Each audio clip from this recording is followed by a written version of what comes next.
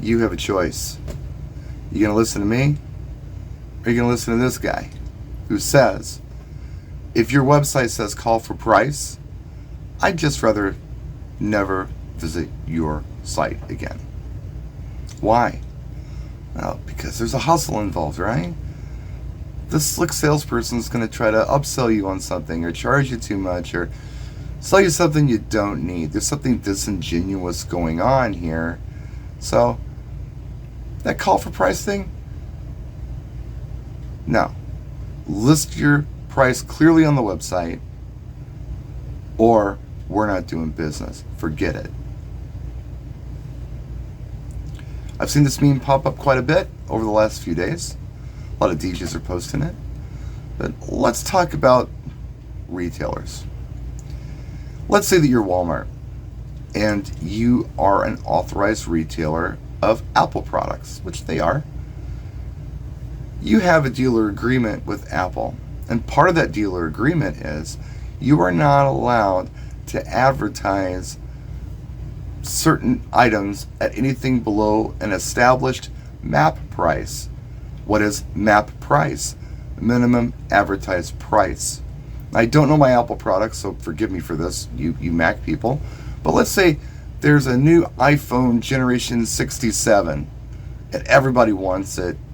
Apple has established a MAP price, a minimum advertised price on this item.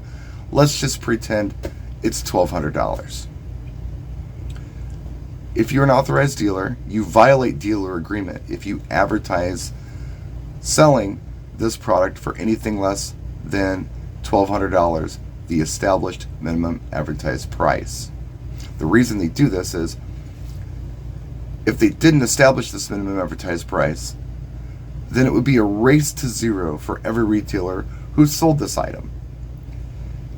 And you would just go on websites and find the cheapest price and buy whatever the cheapest price was.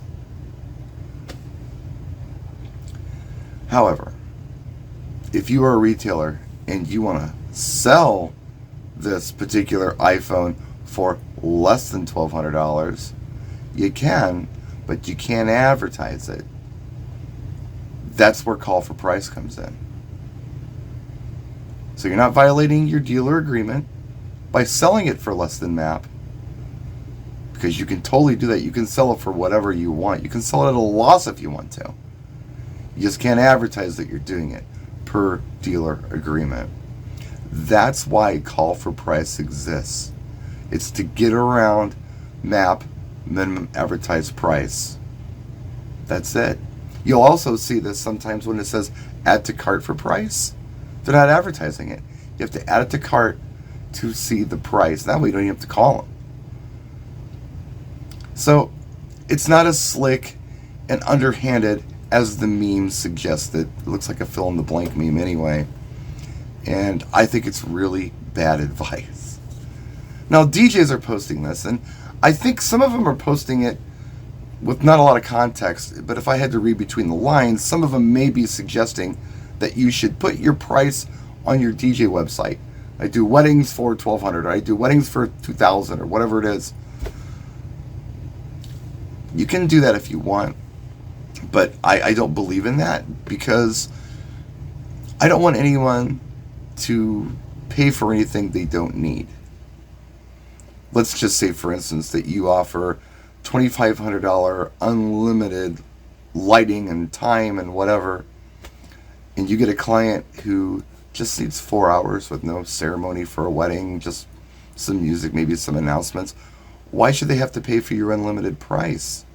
They're paying more than they need to, because, well, I would hope that you would build everything into your unlimited, so even if they went all out, you wouldn't be losing money, right?